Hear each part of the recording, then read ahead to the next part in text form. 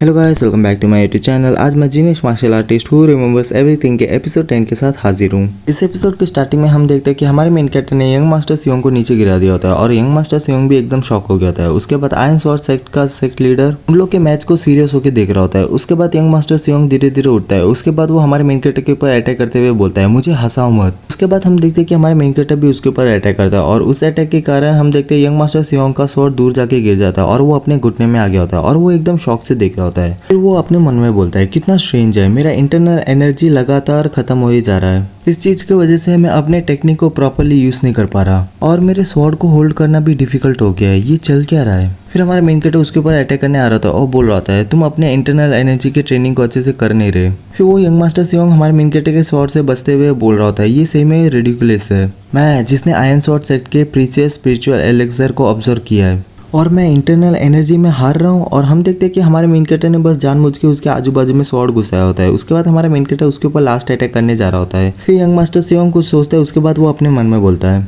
Wait, अभी मुझे ये मत बोलना कि अभी मैं इसके बारे में अच्छे से सोचूं। तो जब से उस बंदे ने मेरे ऊपर हाथ रखा है तभी हम देखते हैं कि हमारा मेन कैरेक्टर का स्वॉर्ड उसके पास पहुंच गया होता है और तभी वो यंग मास्टर सियोंग जोर से चिल्लाता है, ये तो सॉर्सरी है। तू लुनेटिक, तेरे को क्या लगता है तू फालतू बंदे को फेस कर रहा है क्या? तेरी हिम्मत कैसी हुई? जिस फॉरबिडन सॉर्सरी को मुरीम अलायंस ने बैन किया है उसे तुम फाइट के बीच में यूज कर रहे हो। सब लोग, ये डिमोनिक कल्ट का स्पाई है, जल्दी से इस कमीने को पकड़ लो। फिर आयरन स्वॉर्ड का सेक्ट लीडर जोर से चिल्लाता है, बस। फिर यंग मास्टर सियोंग बोलता है, ग्रैंडफादर, ये सच है कि इस कमीने ने सॉर्सरी को यूज किया। ग्रैंडफादर, मैंने इसे अच्छे से फील किया था। इस कमीने ने निश्चित रूप से हेवन डिवोरिंग आर्ट को सीखा है। फिर वहाँ खड़े लोग बोल रहे थे, क्या हेवन डिवोरिंग आर्ट?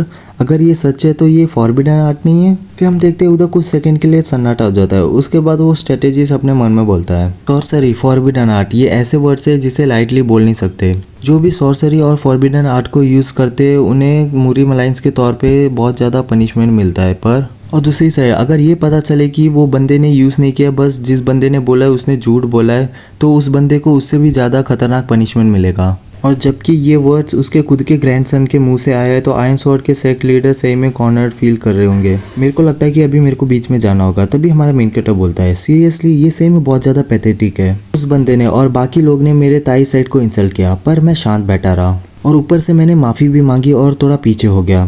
तभी भी वो बंदे को लगता है कि मैंने आयरन स्वॉर्ड सेक्ट को इंसल्ट किया और इसी वजह से वो मेरे साथ फाइट करना चाहता था।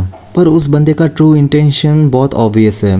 क्लियरली वो बंदा ये प्रूव करना चाहता था कि उसके आयरन स्वॉर्ड सेक्ट के सामने हमारा ताई सेक्ट बहुत छोटा है और ये भी कि आयरन स्वॉर्ड सेक्ट जो ताई सेक्ट का 108 पीक में प्लेस है उसे भी लेने का डिजर्व करता है। वो ये चीज़ पूरी दुनिया को दिखाना चाहता था। उसके बावजूद भी मैंने ये मैच के लिए एक्सेप्ट किया, वो भी जीतने के लिए और ताई सेट के वैल्यू को प्रूव करने के लिए, वो भी मेरे स्किल के साथ। पर अभी देखने से ऐसा लगता है कि वो बंदा हारने वाला है तो वो बंदा मेरे पर झूठा आरोप डाल रहा है कि मैंने सॉर्सरी को यूज़ किया है। एंड उसने क्या कहा, हेवन डिवोरिंग आर्ट? कितनी अफसोस की बात है कि आयरन स्वॉर्ड सेक्ट के पास कोई राइट्स नहीं है 108 पीक्स में एंटर करने का। फिर स्ट्रेटेजीज अपने मन में बोलता है, ये इतना बुरा आइडिया नहीं होगा, मैं इस चीज़ को थोड़ा बहुत और ऑब्जर्व करूँ। फिर वहाँ जो लोग खड़े होते हैं वो सारे बात करने लग जाते हैं। तो ये सब चीज़ इस वजह से हो रहा है कि आयरन स्वॉर्ड सेक्ट बहुत जिलेस है क्योंकि वो 108 पीक में एंटर नहीं कर पाया। दूसरे सेक्ट को इंसल्ट करना, वो भी इस जैसे चीज़ के लिए, छी। और उसके बाद उसके ऊपर गलत आरोप डालना कि वो सॉर्सरी यूज़ कर रहा है, ये सही में बहुत ज़्यादा हो रहा है इनका। एग्जैक्टली, अगर ये गलत हुआ तो पूरा सेक्ट भी इफेक्ट हो सकता है।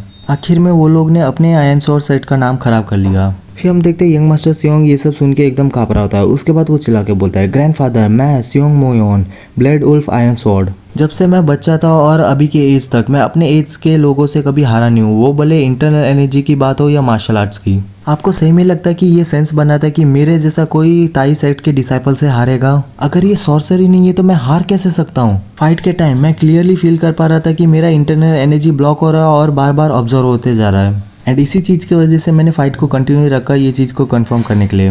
ये अनवर्थी ग्रैंडसन नहीं, ये आयरन स्वॉर्ड सेट का डिसाइपल सियोंग मोयोन। अगर ये सब सच नहीं होगा तो मैं खुशी खुशी अपनी सिन के लिए पनिशमेंट एक्सेप्ट कर लूँगा।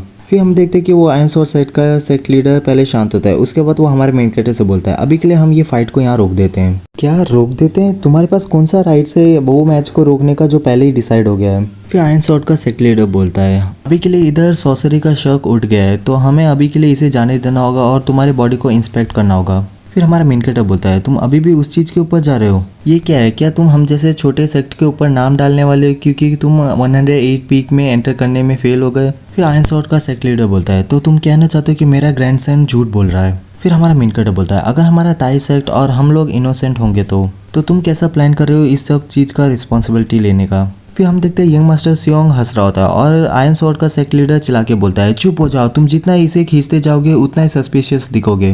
मैं इमीडिएटली तुम्हारी बॉडी को इंस्पेक्ट करूंगा और मुरीम अलायंस को कांटेक्ट करूंगा और मैं तुम्हें और तुम्हारे पूरे ताई सेट को पे करने रखूंगा।